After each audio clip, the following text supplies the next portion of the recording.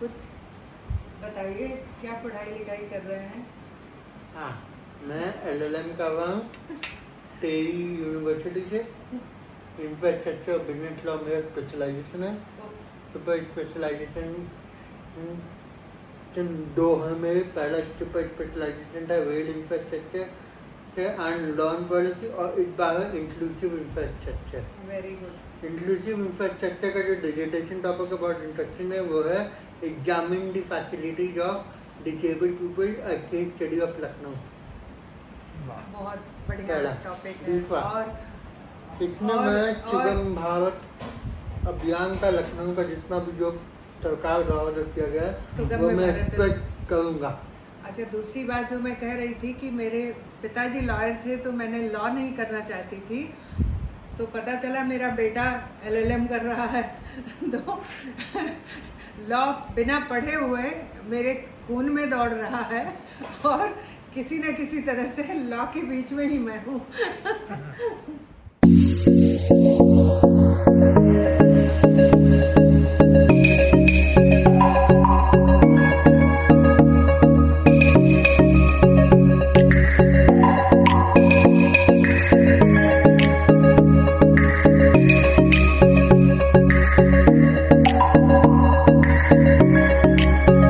ललिता जी, जैसे आपको पता है कि आज हम लोग एक अपना 300वां एपिसोड पूरा कर रहे हैं और आज आपको सवालों के जवाब देने हैं 27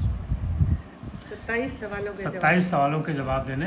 वैसे तो लखनऊ के सारे लोग आपको जानते हैं लेकिन इन सवालों में हो सकता है कुछ के जवाब वो न जानते हों। तो आज लखनऊ वालों के लिए और जो आपके जानने वाले हैं उनके लिए भी एपिसोड बहुत ख़ास है कि वो उन सवालों के जवाब आपसे जानेंगे। सबसे पहले आपका जन्म कहाँ हुआ था? मैं आपके सवाल का जवाब शुरू करूं इससे पहले शब्द शैलेंद्र की जो लोकप्रियता है मैं उसके लिए आपको बहुत बधाई देना चाहती हूं, और आपने 300वें एपिसोड के लिए मुझे चुना है, इसके लिए मैं बहुत आभारी हूं और मुझे बड़ी खुशी है इस एपिसोड में आने की। बहुत शुक्रिया जी। जन्म मेरा गोंडा जनपद में मेरा जन्म हुआ है, जो उत्तर प्रदेश के पूर्वी हिस्से में लखनऊ से 110 किलोमीटर की दूरी पर है। और मैंने अपनी ग्रेजुएशन तक की पढ़ाई भी वही की है। फिर लखनऊ आपका पढ़ाई के दौरान कब आना हुआ? ग्रेजुएशन के बाद मैं पोस्ट ग्रेजुएशन के लिए लखनऊ आ गई वहाँ से, और वो एक कहानी है। हाँ, बताइए किस सब्जेक्ट में आपने पीजी किया? पोस्ट ग्रेजुएशन मैंने इंग्लिश में किया। तब जब किया था तब की बात तो अलग थी, पर उसके पीछे बड़ी क्या बोलें कि बड़ा ट्विस्टिंग माइंड काम कर रहा था। उसका कारण था गोंडा डिग्री कॉलेज में, हमारा डिग्री कॉलेज बहुत अच्छा था, लाल बहादुर शास्त्री डिग्री कॉलेज बहुत ही अच्छा डिग्री कॉलेज था और बहुत अच्छे हमारे प्रोफेसर्स होते थे। और मैं हमें मान के चलती हूँ कि मेरी जो ग्रेजुएशन की पढ़ाई हुई है वो बहुत अच्छी पढ़ाई हुई। और वहाँ पर पोस्ट ग्रेजुएशन साइकोलॉजी में था, अंग्रेजी में नहीं था। अच्छा। मेरे पिताजी, हम लोग 5 बहन 1 भाई, और हमारे पिताजी ने लड़कियों की शिक्षा या यूँ कहें शिक्षा जनरल, उससे कभी कोई कॉम्प्रोमाइज़ नहीं किया। मतलब वो इस बात की बिल्कुल चिंता नहीं करते थे कि घर में खाना क्या बन रहा है नहीं बन रहा है, सब चीज़ें हैं घर में, राशन पानी पूरा है, लेकिन इस बात की उन्हें पूरी चिंता होती थी कि किताबें हैं कि नहीं, एग्ज़ाम कब हो रहा है, फीस जमा हो रही है कि नहीं। ये उनकी सर्व प्राथमिकता का मुद्दा हुआ करता था। तो अब इतनी तो समझ होती है धीरे धीरे कि कहाँ पर कैश करना चाहिए। सारे बच्चे जानते हैं अपने पेरेंट्स को कहाँ पर उनको कैश किया जाता है। तो उस बीच हमारे घर में कुछ ज़मीन बिकी थी, और मुझे इस बात का पूरा एहसास था कि घर में इस समय एक्स्ट्रा पैसा है। और मैंने सोचा कि अगर मैं साइकोलॉजी, जो मेरा आज तक सबसे प्रिय विषय है, तो मुझे लगा कि अगर मैं साइकोलॉजी में पोस्ट ग्रेजुएशन करती हूँ तो सब लोग बोलेंगे कि भाई यहाँ पर है, बाहर जाने की क्या ज़रूरत। तो फिर दिमाग लगाया गया कि नहीं, साइकोलॉजी में तो बिल्कुल नहीं करना है। और मैंने कहा कि मुझे तो पीजी इंग्लिश में करना है। और मेरे पिताजी को अगर मैंने कह दिया कि पीजी इंग्लिश में, तो उन्होंने ठीक है भाई, अब गोंडा में तो है नहीं, और लड़की को इंग्लिश में करना है तो हाँ। लखनऊ भेजो। मतलब प्रायोरिटी लखनऊ आना था। मेरी प्रायोरिटी लखनऊ आना था, और मेरे पिताजी की प्रायोरिटी में यह था कि मेरी बच्ची जो भी पढ़ना चाहती है और जो भी उनके उस समय के साधन मीन्स में हो सकता था वो सब कुछ करने को तैयार थे। तो इस तरह से मैं लखनऊ आई। लेकिन बेसिकली पढ़ना आपको कौन सा विषय अच्छा लगता था? आज क्या मतलब ये रियलाइजेशन तो मुझे उस समय भी था, 2 साल 10 साल 15 साल जैसे जैसे बीतते गए, आज भी मुझे लगता है कि साइकोलॉजी मेरा प्रेफर्ड सब्जेक्ट है। और मैं जो भी छोटी मोटी उपलब्धियां जीवन की हैं या सफलताएं हैं या अपने दोस्त मित्रों के बीच में जो प्यार मिलता है एक दूसरे को, मुझे लगता है कि साइकोलॉजी का बहुत बड़ा रोल है। और उसने शायद मेरे जो एक बिहेवियर पैटर्न को बहुत अच्छी तरह से मोल्ड किया है। ऐसा मैं मानती हूँ कि साइकोलॉजी ने एक पूरे ह्यूमन बैकग्राउंड का जो एनरिचमेंट है वो साइकोलॉजी से हुआ है, ऐसा आप मैं गोंडा से लखनऊ आई। जी। गोंडा छोटा शहर था लखनऊ के मुकाबले उन दिनों भी। बहुत सारी चीज़ें यहाँ बदली मिली होंगी। यहाँ के जो पढ़ाई थी, जो स्कूल के दिन थे, कॉलेज के, वो कैसे रहे, और लाइफ स्टाइल यहाँ की क्या थी उस समय? बड़ा इंटरेस्टिंग एपिसोड है ना, क्योंकि मैं लखनऊ विश्वविद्यालय के हॉस्टल में आ गई। कैलाश हॉस्टल यहाँ का इकलौता लड़कियों का हॉस्टल होता था, और हॉस्टल की ज़िंदगी तो बिल्कुल ही नई तरह की ज़िंदगी थी मेरे लिए भी। लखनऊ मैं शायद क्लास 7th में पढ़ती थी, तब मेरी कज़न की शादी थी और तब मैं आई थी यहाँ पर। तब शायद मैं पहली बार 3 दिन यहाँ पर रुकी थी। ये उस ज़माने की बात है जब हजरतगंज में प्रिंस सिनेमा हुआ करता था, और हमारे ताऊ जी लखनऊ में पोस्टेड थे, इसी राजभवन कॉलोनी में वो रहा करते थे। अच्छा। तो शादी हमने अटेंड की थी। मैं ये कहना चाह रही हूँ कि होशो हवास में मैं लखनऊ पहली बार तभी आई थी जब मैं पढ़ने के लिए आई। और हॉस्टल में गोंडा के बहुत सारे लोग थे, और गोंडा की एक सीनियर थी जो शायद वहाँ 7-8 साल निकाल चुकी थी ऑलरेडी। तो गोंडा से आने का बड़ा लेवरेज मिला, और मैं फ्रेशर से सीधे उस सीनियर वाले ग्रुप में अपग्रेड हो गई, क्योंकि उनका ऑरा और उनका गैंग होता था, तो मैं गैंग में अपग्रेड हो गई। तो उस गैंग में मतलब लड़कियों के गैंग तब भी थे। गैंग तो होते ही है। गैंग तो होते ही है बिल्कुल। और हमारे हॉस्टल में भी मुझे याद है कि जो चीफ शेफ जिसको बोलते हैं वो गोंडा का था। तो अच्छा। खाने पीने की वैसे कोई असुविधा नहीं होती थी, हर तरह की चीज़ें वहाँ पर मिलती थी। लेकिन जीवन में एक बदलाव दूसरी तरह का आया। एक तो स्वतंत्रता मिली, और बहुत तरह की वैरायटी देखने को मिली। तरह तरह के बैकग्राउंड से लोग आते हैं, कोई बहुत हाई क्लास फैमिली के लोग, एलीट क्लास के लोग, और कुछ पढ़ने में बहुत अच्छे। गोंडा जैसे शहर में तो हमें लगता था कि हम ही सबसे अच्छा पढ़ते हैं। यहाँ पर आने पर लगा कि नहीं, उसका तो कोई सीमा ही नहीं है। हर कोई जो आया है वो किसी न किसी एक अच्छे स्तर का ही वहाँ पर पढ़ने वाला है। तो ऐसे में जो एक डाइवर्सिटी थी लाइफ में, उसने एक अपनी जगह लेनी शुरू की। और जो सबसे पहला हादसा हुआ वो ये हुआ कि फर्स्ट ईयर में 60% मार्क्स भी नहीं आए। उसका कारण था, कारण ये था कि जिस बैकग्राउंड से मैं आई थी वहाँ पर कॉन्वर्सेशनल इंग्लिश का कोई स्थान नहीं था। और यहाँ पर जो एडजस्टमेंट था वो बिल्कुल एक अलग तरह के ग्रुप में था, और क्लासेस और उसके साथ तालमेल बिठाना काफ़ी संघर्ष। मुझे लगता है कि एक ऐसा संघर्ष जो हर छोटे शहर से बड़े शहर में जाने वाले लोगों का होता है, वो मेरा भी है। और मैं समझती हूँ कि बहुत सारे हमारे दर्शक जो छोटे शहर से बड़े शहरों में आते हैं वो इससे अपने आप को जोड़ पाएंगे। क्योंकि मुझे एक चीज़ बहुत अच्छी तरह से याद आती है कि जब यूनिवर्सिटी की एडमिशन लिस्ट निकली थी तो मेरा नाम टॉप पर था। उसके बाद भी मुझे अपने क्लास में अपनी पोजीशन बनाने में 3 से 4 महीने लगे। उसका एक स्टेज ऐसी आई कि जब भी क्लास में छोटे मोटे सवाल पूछे जाते थे तो मैं उनका जवाब दिया करती थी। तो एक हमारे प्रोफेसर श्रीवास्तव हुआ करते थे, एक बार किसी सवाल के जवाब पर उन्होंने मुझसे ये भी पूछा। हाँ, जैसे मैंने जवाब दिया तो उन्होंने कहा कि कहाँ से आइए। आई हो। ये सवाल उनके मुंह से जब निकला तो मुझे समझ में आया कि ये क्षण जो है मेरा है, यहाँ पर ये मेरी पहचान का क्षण है। हाँ। और मुझे ये उस समय बहुत बताने में खुशी हुई कि मैं गोंडा जैसे छोटे शहर से आई हूँ। तो ये अपने स्ट्रगल थे। और अच्छा, कॉलेज के दौरान मित्र तमाम बनते हैं, आपको कैसे मित्र पसंद थे? एक्चुअली थोड़ा कंफ्यूजिंग है ये, एक्चुअली बड़ा कठिन सवाल है। सारे मित्र लोग मुझे माफ़ करें। पर मैं मतलब मेरा बहुत वाइड सर्किल तब भी होता था। हाँ।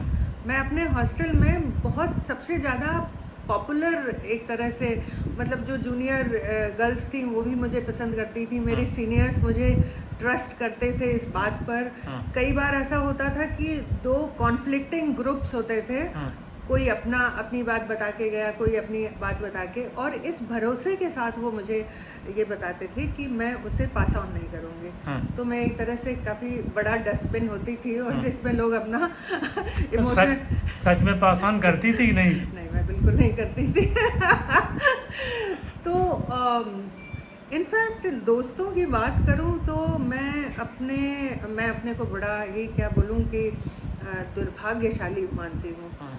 मेरा स्कूल टाइम का कोई भी दोस्त नहीं है। हाँ। जैसे लोग जब कहते हैं कि वो चट्टी बड्डी हैं या केजी फ्रेंड्स हैं या उन्होंने स्कूल कॉलेज उनके साथ किया है, वो लोग फ़ोटो जब डालते हैं फेसबुक पर, या मेरे अपने ही दोस्तों में वो कहते हैं कि हाँ वो मेरे साथ 7th में पढ़ती थी, वो मेरे साथ 9th में पढ़ती थी।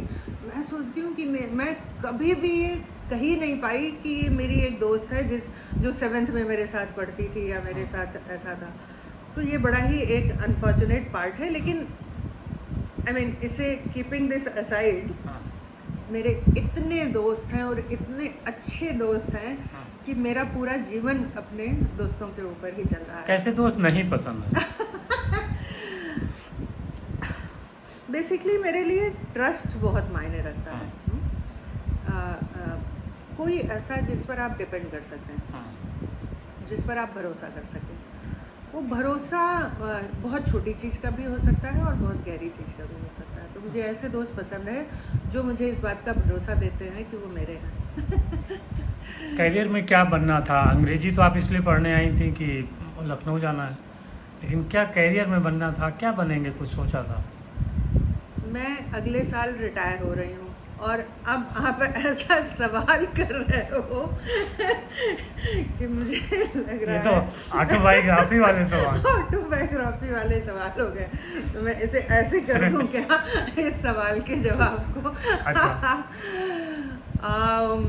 हाँ, कमिंग बैक टू क्वेश्चन। और आप आज पूछ रहे हैं और मैं कई बार सोचती भी हूँ और कि मैं वास्तव में क्या बनना चाहती थी और क्या बन गई। और मुझे लगता है ये भी बहुत सारे लोगों के जीवन का किस्सा होता है कि उन्हें वो क्या चाहते हैं और क्या हो जाते हैं, क्या से क्या हो गया। तो शुरुआती दौर में परिवार में एक्सपोजर, मेरे पिताजी 2 भाई थे, मेरे फादर लॉयर थे और मेरे ताऊ जी जो बड़े पापा थे हमारे, वो IAS ऑफिसर थे और वो 79 या 80 में रिटायर हुए थे। तो एक्चुअली जीवन में 2 ही लोगों को देखा। तो ये तय था कि लॉ नहीं पढ़ना है, ये तय था कि लॉयर नहीं बनना है। एक ही बात थी कि एडमिनिस्ट्रेटिव सर्विस में जाना है, और क्योंकि और कुछ पता ही नहीं था। अच्छा, टीचर और टीचिंग जॉब जो हम लोगों के टाइम में उस समय महिलाओं के लिए काफ़ी सेफ सिक्योर माना जाता था। मैं टीचिंग से इतना घबराती थी कि मेरी सिस्टर बीएड करती थी, मैं उनकी डिपार्टमेंट की तरफ नहीं जाती थी कि ऐसा ना हो कि कोई मुझे ये सलाह दे दे कि बीएड कर लो। तो वो भी तय था कि मुझे टीचिंग प्रोफेशन में नहीं जाना है। फिर उसके एडमिनिस्ट्रेशन का था, तो एडमिनिस्ट्रेशन में कोशिश किया मैंने और पहले ही अटेम्प्ट में PCS में सिलेक्शन हो गया। तो बस ऐसे ये शुरुआत हुई। टीचिंग में जाना नहीं चाहती थी लेकिन एजुकेशन मिला। तो ऐसा मैंने सोचा कि शायद शिक्षा ही मेरे लिए एक करियर पाथ था जो ऊपर से चुना गया था। हाँ। और मैं भी गिरती पड़ती वही आ गई। इसी रास्ते पर आ गई। अच्छा, करियर में के बाद जब बच्चे पढ़ के आगे निकलते हैं, फिर शादी होती है, क्या बदलाव होता है? ये एक अलग जीवन हो जाता है। महिलाओं से ऐसा सवाल काफ़ी खतरनाक सा सवाल होता है, क्योंकि शादी तो वैसे ही जीवन में मैं मान के चलती हूँ कि बड़े यू टर्न की तरह होता है। मतलब मेरा ख्याल है सबका जीवन ऐसे एक चक्करगिन्नी की तरह घूम जाता है, फॉर गुड और फॉर बैड, और या एवरेज जो भी कहें, बाद में जो भी है आप केवल उसे अकोमोडेट करते हो। तो मेरी शादी 89 में हुई थी, और हमारे हस्बैंड चार्टर्ड अकाउंटेंट होते थे और यूपी एग्रो में वो जॉब किया करते थे। वो पंजाबी ब्राह्मण थे और हम लोग सरयूपारी ब्राह्मण। तो शादी हमारी लव मैरिज थी। तो विरोध था, काफ़ी विरोध था मेरे पिताजी का स्पेशली, क्योंकि वो शायद मुझे एक आगे बहुत करियर की तरह देखते थे कि मैं और जीवन में अच्छा करूँगी। और शादी ने ये किया कि वो पीसीएस के बाद जो जहाँ था उसके बाद के अटेम्प्ट सारे ख़त्म हो गए। मैंने कोई अटेम्प्ट लिया ही नहीं। तो ये हॉल्ट आ गया, और 2 साल 3 साल के गैप के बाद जब मैंने फिर से शुरू किया, तो ना तो उतना सपोर्टिव एटमॉस्फेयर था, और मैं जॉब ऑलरेडी करने लगी थी हाउसिंग बोर्ड में। उस समय मैंने लखनऊ में रहने के लिए मैंने एक हाउसिंग बोर्ड में जॉब भी किया था, और 5-6 साल में जूनियर असिस्टेंट के पद पर मैंने आवास विकास में काम किया, और मुझे काफ़ी कुछ वहाँ से सीखने को मिला। और वो जॉब जो मैंने किया था वो केवल इसलिए किया था कि मैं लखनऊ से पीजी करने के बाद मुझे फिर से गोंडा वापस ना जाना पड़े। और मैंने अपने करियर के चुनाव के लिए, अपनी जो फाइनेंशियल ऑटोनॉमी के लिए ना, अपनी जो एक स्वायत्ता होती है, और मेरी ये भी कोशिश होती थी, मैं कई बार तन्मय अपने बेटे से शेयर भी करती हूँ, कि मैं उस टाइम में जब लखनऊ आने के लिए अपने माँ बाप से मुझे पैसे लेने होते थे, तो मुझे अखरता था कि नहीं, एक स्टेज के बाद बच्चों को अपने माँ बाप पर आर्थिक बोझ नहीं डालना चाहिए। और फिर मैंने यहाँ एक छोटी सी जॉब पकड़ी, और उसके साथ मैं छोटे छोटे काम भी किया करती थी। मेरा ख्याल है ये पहला मौका होगा कि मैं ये बताना चाहूँगी, उस ज़माने में ये व्हाट्सएप और मोबाइल का तो कोई चलन होता नहीं है था। मैं 80s की बात बता रही हूँ, 85 ऑनवर्ड की।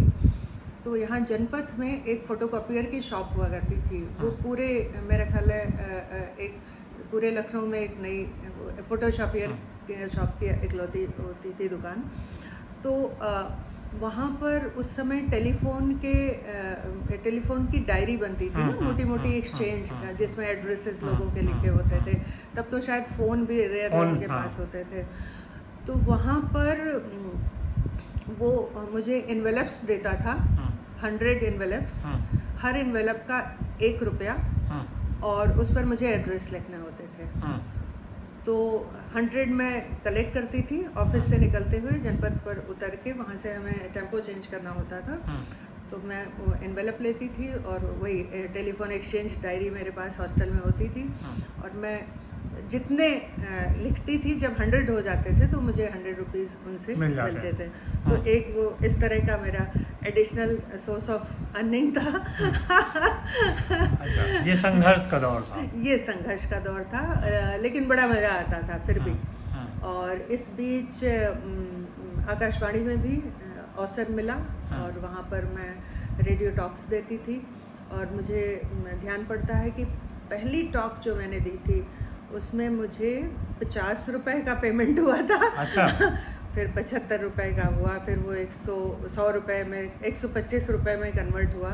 और ये इस तरह के छोटे छोटे काम करके मैं कुछ अपने लिए अर्निंग भी करती थी और जॉब भी करती थी। फिर शादी, उसके बाद फिर बच्चे, और फिर करियर, ये सब के बीच एक तालमेल बैठाना कितना मुश्किल होता है?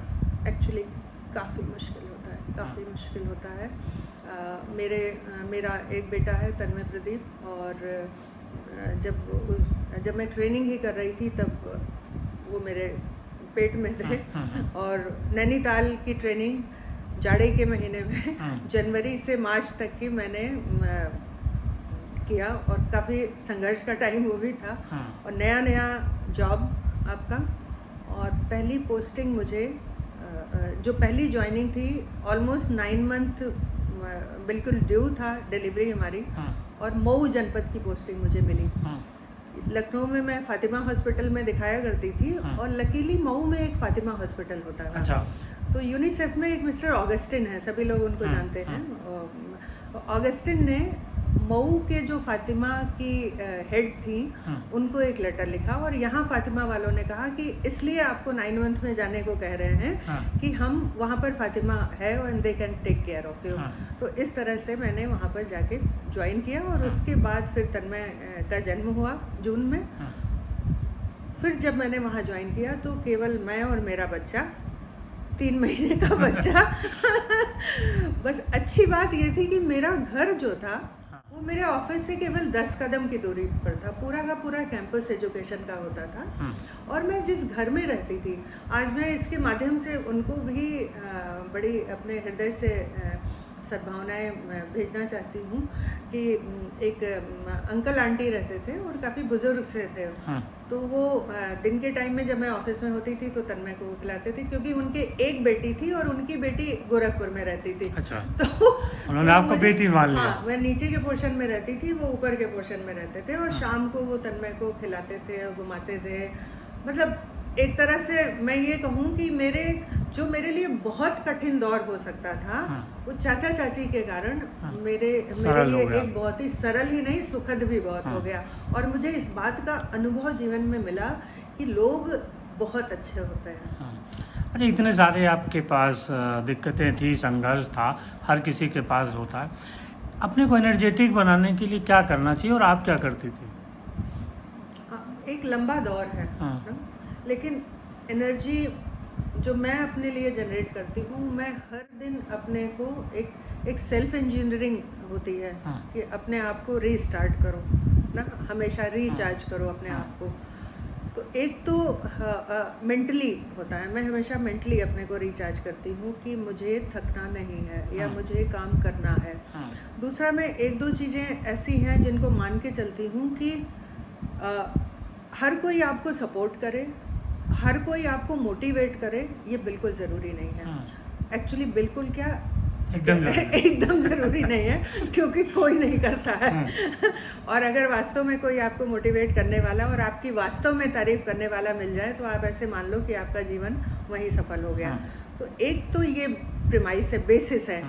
दूसरा, जो फिजिकल एक्टिविटीज़ हैं वो बड़ी इंपॉर्टेंट है। मैं हमेशा स्कूल कॉलेज टाइम से मेरा एक्स्ट्रा करिकुलर बहुत ज़बरदस्त रहा। मतलब इधर क्लास छूटता था और 1 सेकंड बाकी रहता था और मैं जो है कूद के फील्ड में आ जाया करती थी।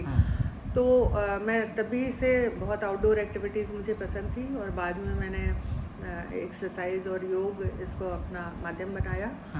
इस समय मैं पिछले 4-5 सालों से योग को काफ़ी गहराई से परस्यू कर रही हूँ, और मुझे लग रहा है कि ये एक बिल्कुल लाइफ चेंजिंग है। ये आपको केवल रिचार्ज ही नहीं करता है, बल्कि बहुत कुछ अंदर आपके परिवर्तित भी करता है, सकारात्मक परिवर्तन लाता है। आपको घूमने का भी बहुत शौक रहा है, हमने बहुत सारी फ़ोटो देखी हैं। आप अभी पिछले दिनों बहुत एक हार्ड कोर जगह पे गई, बर्फीली जगह पे घूमने। तो पर्यटन के शौक शुरू से था?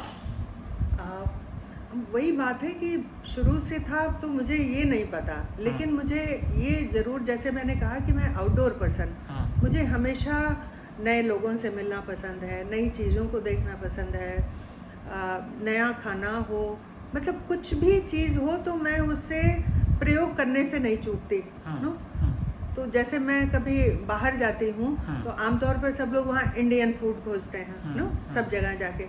मैं हमेशा जो लोकल खाना होता है उसे टेस्ट ज़रूर करूँगी। वो अच्छा नहीं होगा तो छोड़ दिया, पर मैं उसे टेस्ट ज़रूर करूँगी। तो ये चीज़ें जो एक तरह से कहें एडवेंचरस माइंड हमेशा नई चीज़ के लिए तैयार रहता है, वो हमेशा री एनर्जाइज रहता है। तो घूमने फिरने का कैसी जगहों पे घूमना ज़्यादा पसंद है? इनफैक्ट कहीं भी। और रिसेंटली जो मैंने एक्सप्लोर किया, हम लोगों ने सबसे पहले 2000 आई थिंक 2007 में मैं सबसे पहले अब्रॉड गई, हाँ। और वही बड़ी कॉमन लोकेशंस हाँ। आपकी जो साउथ ईस्ट एशिया की होती हाँ, हैं, हाँ। थाईलैंड हाँ। और सिंगापुर, हाँ। मलेशिया। हाँ। उसके बाद समझ आया कि नहीं, इंटरनेशनल ट्रैवलिंग बहुत ज़रूरी है। और ये हुआ कैसे था, हाँ। जो आप कह रहे हैं कि करियर और इन सब का जो बैलेंस है, एक्चुअली बैलेंस जैसी कोई चीज़ आती ही नहीं थी दिमाग में। हाँ। ये उस हादसे से शुरू हुआ जब मेरी 300 दिन की जो हम लोगों की अर्न लीव होती हैं, हाँ, हाँ। 300 के बाद जो आप अर्न करते हो वो लैप्स हो जाती हैं। वो 2007 पहला साल था जब मेरी 15 दिन की छुट्टियां लैप्स हो गई। हाँ। और अचानक मुझे रियलाइज़ हुआ कि what a reached life I am living. जिस इंसान की छुट्टी लैप्स हो जाए उसके जीवन में कुछ नहीं है। और फिर घूमने का वहाँ से एक स्थायी प्लान एक्चुअली 2007 ऑनवर्ड से बनाया मैंने।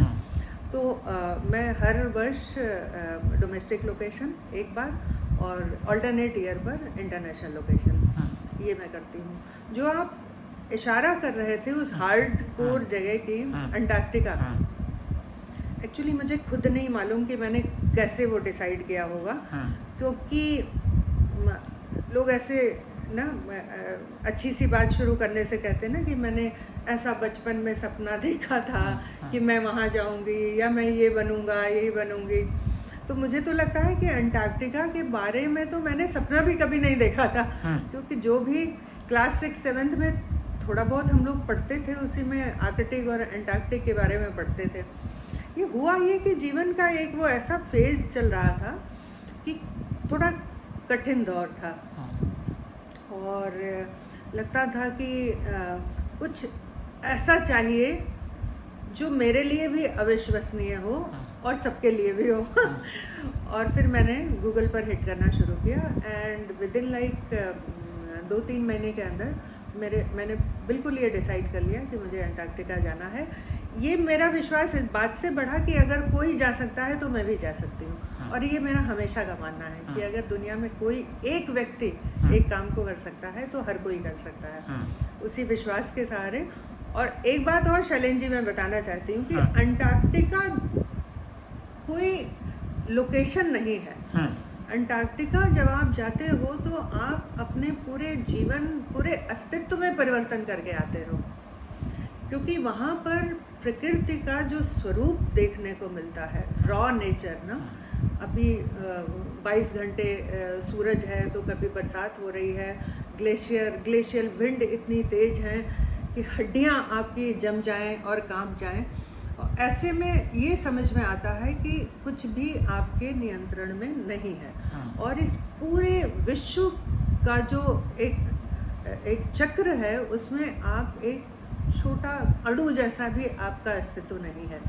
तो एक तरह से जो सरेंडर करने की फीलिंग थी वो मुझे वहाँ से आई, और उसके साथ में कुछ ऐसे लोगों से भी मिली जिन्होंने अपना पूरा का पूरा जीवन पोलर लाइफ पर ही बिता दिया। Polar historians, polar scientist, polar photography करने वाले लोग। मैं वहाँ पर बहुत अच्छे फोटोग्राफर से भी मिली, आपके डिस्कवरी चैनल और इन सब लोगों के। तो वहाँ से जब मैं लौट के आई, तो अब आप मुझसे ये सवाल कर रहे हैं कि आपको कैसी लोकेशन पर जाना पसंद है, तो मैं आज की डेट में बहुत स्पष्ट कह सकती हूँ कि मुझे केवल पोलर लोकेशन पर जाने का शौक है। और मेरा अगला जो लक्ष्य है वो 90 डिग्री नॉर्थ पोल है। अच्छा, 90 डिग्री नॉर्थ पोल। और मैं बहुत जल्दी, क्योंकि वो काफ़ी खर्चीला है, और मैं कोशिश कर रही हूँ कि मैं कितनी जल्दी वहाँ पहुँच जाऊँ। आप फैशनेबल भी काफ़ी रही हैं, काफ़ी लोग देखते रहे आपको, पार्टियों में भी आपका एक रुतबा लग रहा है। क्या कलर वगैरह आपको पसंद है? फैशनेबल का तो पता नहीं, लेकिन ये ज़रूर है कि हॉस्टल टाइम में भी इक्का दुक्का मेरी जो ड्रेसेस होती थी कभी मैं पहन के, वो सिंपल सी थी, तो इतने सारे कॉम्प्लीमेंट मिल जाते थे। और कई बार तो ऐसा होता था कि कई सारी वो पैम्परिंग बहुत होती है ना गर्ल्स हॉस्टल में, तो इक्का दुक्का जूनियर लड़कियां पकड़ के सब कि बाहर मत जाइएगा ये कपड़े पहन के तो काफ़ी कॉम्प्लीमेंट मिलते थे, तो लगता था कि हाँ चलो ठीक ठाक साड़ी है। और साड़ी में हैंडलूम आप बहुत पसंद करती हैं। या हम्म। जो कोई आपने खास कहा कारण? फैशन, तो बेसिकली फैशन तो सच नहीं, लेकिन मैं मेरी जो अपनी पसंद है वो थोड़ी ग्लैमरस और उसके साथ उसमें ग्रेस, दोनों का जहाँ पर मिलाप हो, ग्लैमर और ग्रेस। दोनों चीज़ें मुझे ये जहाँ दोनों मिलता हो बस वही पसंद है। और जो आपने कहा कौन सी ड्रेस पसंद है, एक्चुअली साड़ी पहनना बहुत पसंद है। और मैं बहुत शुरुआती दौर में जैसे सबका पसंद होती है शिफॉन पहनना, मेरा भी एक लंबे समय शिफॉन का टेक्सचर पसंद करती थी। उसके बाद डिज़ाइनर साड़ियाँ आई और पिछले 10 साल से मुझे ये समझ में आया कि केवल हैंडलूम, लिनन, हैंडमेड साड़ियाँ जो होती हैं यही पहनना चाहिए। इससे ये सुंदर भी होती हैं और आपको सुख भी देती हैं, आपके मौसम के अनुरूप होती हैं। दूसरा, कहीं ना कहीं आप इससे कुछ उन लोगों की मदद भी करते हो जो जो जुड़े हुए जो वीवर्स होते हैं, इनसे जुड़े होते हैं। कुछ कलर कोई खास पसंद? तो कलर का भी पता नहीं, मैंने इसका लगता है कलर का साइंस भी पढ़ना पड़ेगा, क्योंकि एक टाइम था जब मुझे जो आपके वाइट एंड ब्लैक ही बहुत पसंद आता था, या तो ब्लैक पहनती थी या वाइट बहुत पसंद आता था। और अब मैं थोड़ा सा फ्लक्चुएशन पाती हूँ, अब मुझे लगता है मुझे रेड कलर बहुत पसंद आता है। तो स्टिल अगर एक कलर कहें तो रेड और वाइट, ये दोनों अभी भी मेरे पसंदीदा कलर हैं। और साड़ियों पर मैं आपको बताना चाहूँगी, मेरी इक्का दुक्का साड़ियाँ 1000 रुपये की भी हैं, 1200 रुपये की साड़ियाँ, 700 रुपये की साड़ियाँ भी मैं पहनती हूँ। और जब मैं वो पहन के, अभी रिसेंटली मैंने एक 1200 रुपये की साड़ी पहन के मैं गई थी कहीं, वो भी हैंडमेड साड़ी है, इतनी लोगों ने उसकी तारीफ़ की है। मैंने एक बार 125 रुपये की साड़ी पहनी थी और मैं मऊ से दिल्ली गई थी, मऊ की बनी हुई साड़ी थी। और दिल्ली में 3 दिन का जब वो अटेंड करके तीसरे दिन मैंने वो साड़ी पहनी, और जब पूरा दिन ख़त्म हो गया तो सारे के सारे मिलके ऑल ओवर इंडिया के लोग वहाँ पार्टिसिपेंट्स थे, और वो कहें कि कितनी सुंदर आपकी साड़ी है। तो मैंने कहा हाँ बहुत अच्छी है, 125 रुपये की। वो सारे लोग बोले कि मजाक आप कर रहे हो। हाँ नहीं, ये हमारे ही देश में है और ये उत्तर प्रदेश में मऊ जनपद की हाथ से बनी हुई साड़ी है। आपको किताबों का भी शौक़ है, पढ़ने का भी? कोई पसंदीदा जो आपकी बुक? मेरी पढ़ने में भी काफ़ी वैरायटी है। मुझे साहित्य, क्योंकि मैंने संस्कृत पढ़ा है, मैंने अंग्रेजी पढ़ी है, और हिंदी मेरी सिस्टर का विषय होता था, तो हिंदी भी खूब मैंने पढ़ा हुआ है। तो एक साहित्य में कविताओं का तो शौक़ है ही है, अच्छे क्लासिक साहित्य पढ़ने का। पसंदीदा किताबों में महात्मा गांधी की माई एक्सपेरिमेंट विद ट्रुथ, जिसे मैं हर साल पढ़ती हूँ। अच्छा। पिछले 15-16 सालों से तो हर वर्ष मैं पढ़ती हूँ, और हर बार मुझे कुछ नया मिलता है और बहुत अच्छा लगता है। सफलता में जो लोग भगवान पे बिलीव करते हैं वो मानते हैं कि भाग्य की वजह से है, कुछ लोग मानते हैं कि सफलता मेहनत की वजह से। आप क्या सोचते हैं? भाग्य वाला तो मेरे से बिल्कुल ही नहीं चला है। क्योंकि भाग्य का तो ये हाल है कि जो मेरा ड्यू भी रहता है वो भी मुझे समय से नहीं मिलता है, उसके लिए भी मुझे एक्स्ट्रा परिश्रम करना पड़ता है। मैं ये तो नहीं कहती, मैं भाग्य को पूरी तरह नकार नहीं रही हूँ, लेकिन मैं ये अच्छी तरह से जानती हूँ कि बिना परिश्रम के, बिना लगन के, या बिना समर्पण के आपको जीवन में कोई सफलता और उपलब्धि नहीं मिल सकती। और अगर आप अपने काम को अच्छी तरह से करना चाहते हो, आप ये चाहते हो कि आप अपने क्षेत्र में अपना नाम बनाओ, या किसी भी चीज़ में आपकी एक्सपर्टीज़ हो, तो निश्चित रूप से कठिन परिश्रम के सिवा और कोई विकल्प है ही नहीं। और भाग्य तो तड़के जैसा है, ऊपर वाले की कृपा हो तो फिर सब कुछ हासिल है। शांति फाउंडेशन के ज़रिए आप महिला हॉकी को बढ़ावा दे रही हैं। हॉकी आपका पसंदीदा गेम है, या हॉकी का चुनाव करने के पीछे और कोई कारण है? मैंने हॉकी कभी नहीं खेली है। मुझे आज भी कोई कहे तो मैं शायद स्टिक भी उसकी सही ढंग से नहीं पकड़ सकती हूँ। हॉकी चुनने के पीछे 2 कारण हैं। एक तो शांति फाउंडेशन, शांति मेरी मदर का नाम है, तो हमने उनके नाम पर ये ट्रस्ट बनाया। और एक लंबे समय से जो जीवन के अनुभव हैं अपने व्यक्तिगत भी और उसके साथ जो अपने आसपास देखती हूँ, और शिक्षा विभाग में काम करने से बहुत तरह के लोग हमसे मिलते जुलते हैं, तो जो एक विमेन एम्पावरमेंट का कॉन्सेप्ट है उसको लेके चलती हूँ। तो हमारा मोटो ये है कि हम महिलाओं को शिक्षा और खेल के माध्यम से सशक्त बनाएं। उसमें हमने हॉकी का चुनाव जो किया, उसके लिए हमारी एक मित्र हैं डॉक्टर निशा मिश्रा, जो लगभग 25 साल की हम लोगों की दोस्ती है, और वो नेशनल लेवल की खिलाड़ी रही हैं और खेल विभाग से रिटायर हुई हैं वरिष्ठ अधिकारी के रूप में। बेसिकली उसकी प्रेरणा उनसे मिली। अच्छा। क्योंकि तकनीक वो जानती हैं, प्रबंधन मैं जानती हूँ। तो शांति फाउंडेशन ने हॉकी को जो अपना फ्लैगशिप प्रोग्राम बनाया, एक तो कारण, इमीडिएट कारण जिसको बोलते हैं, ये है। दूसरा, एक दर्द इस बात का था कि हॉकी जो पूरी दुनिया में हिंदुस्तान की हॉकी इतनी श्रेष्ठ होती थी, धीरे धीरे हॉकी का स्तर भी गिरा और महिला हॉकी तो बिल्कुल ही पीछे छोड़ दिया गया। तो बहुत तरह के खेल हैं जिनको लेने वाले बहुत सारे लोग हैं, लेकिन महिला हॉकी को कोई भी पिक करने वाला नहीं था। इसलिए हम लोगों ने 2016 में महिला हॉकी को उठाने का और उसको एनकरेज करने का प्लान किया। और आज जब पीछे देखती हूँ तो लगता है कि अच्छा था और अच्छे प्रयास थे। अभी ओलंपिक में महिला हॉकी ने भी बहुत सालों बाद अच्छा प्रदर्शन किया। पुरुष हॉकी तो मेडल लेके आई। कैसा फील रहा जब मेडल लेके आई और महिला हॉकी इतना आगे बढ़ी? एक्चुअली बहुत अच्छा लगता है। इसीलिए लगता है कि जो आप चुनाव करते हो किन्हीं चीज़ का ना, तो शायद किसी समय आप कोई ऊपर का फैक्टर होता है जो आपको गाइड करता है। और मुझे बहुत खुशी हुई कि महिला हॉकी हमारे शांति फाउंडेशन का फ्लैगशिप प्रोग्राम है और इस समय पूरे देश में महिला हॉकी की चर्चा है। आपको बहुत सारे सम्मान भी मिलते रहे, कोई ऐसा सम्मान जिसकी आप चर्चा करना चाहें? हाँ, बहुत सारे लोगों ने अलग अलग तरह से सम्मानित किया है, पर 2 सम्मान ऐसे हैं जिनको मैं बड़ा अपने दिल से लगा के रखती हूँ। एक तो मुझे जो विश्व विकलांग दिवस होता है उस पर विकलांग कल्याण विभाग उत्तर प्रदेश से राज्य स्तर का पुरस्कार मिला, और वो मुझे इंडिविजुअल कैटेगरी में मिला। मैं ये बहुत ख़ास मेरे लिए है क्योंकि मैं जो समावेशी शिक्षा है, मैं हमेशा इक्वलिटी और इक्विटी इन दोनों की बहुत ज़्यादा प्रोपोगेट करती हूँ और इनके लिए वर्क करती हूँ।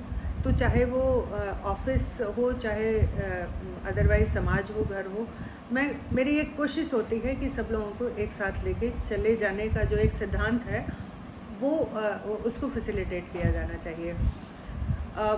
शिक्षा विभाग में ऐसे बहुत सारे काम हम लोग करते हैं और मुझे लगता है कि रूटीन की तरह हम लोग करते हैं, पर एक वर्ष ऐसा आया था जिसमें कुछ हमारे टीचर्स जो ब्लाइंड थे, 100% ब्लाइंड, करीब 40 या 42 शिक्षक थे जिनका सिलेक्शन किया गया था, जो हमारी नीति है उसके तहत। तो मुझे ऐसा लगा कि प्राथमिक स्तर पर ऐसे शिक्षक उन छोटे बच्चों को शायद जो उनकी ज़रूरत होती है उनमें कहीं ना कहीं थोड़ा सा चैलेंज आएगा, तो उनके लिए एक ऑल्टरनेटिव रोल खोजने के लिए मैंने एक मॉड्यूल डेवलप किया था, और उस मॉड्यूल डेवलप करने में जितने भी एक्सपर्ट थे इस क्षेत्र के लोग थे उन लोगों को शामिल किया था। और मुझे मालूम नहीं है कि इस पुरस्कार के लिए, क्योंकि मैंने कभी अप्लाई भी नहीं किया था, और ऑल सडन एक दिन ये पता चला कि ये पुरस्कार दिया गया। मैं ऐसा समझती हूँ कि शायद उस समूह के लोग जो मेरे साथ मिलजुल के काम कर रहे थे, शायद किसी ने नाम को रेकमेंड किया हो। एक तो ये पुरस्कार, दूसरा लखनऊ मैनेजमेंट एसोसिएशन की तरफ से एक बार मुझे गुड गवर्नेंस का पुरस्कार मिला था, और मैंने शिक्षकों के टीचर ट्रेनिंग मैनेजमेंट का एक सॉफ्टवेयर डेवलप किया था, जो बाद में गवर्नमेंट ऑफ इंडिया ने रेप्लिकेट किया, पूरे देश में उसे लागू किया गया। लखनऊ मैनेजमेंट एसोसिएशन ने स्पेशली उसको मेंशन करते हुए ये पुरस्कार दिया था। तो मैं इन दो को, मतलब सारे पुरस्कार आपको खुश रखते हैं, प्रसन्नता देते हैं, कॉम्प्लीमेंट देते हैं, अच्छा लगता है, पर इन दो को मैं स्पेशली अपने जीवन में बहुत महत्वपूर्ण मानती हूँ। राजनीति में भी कोई रुचि है? कोई फेवरेट लीडर आपका? महात्मा गांधी।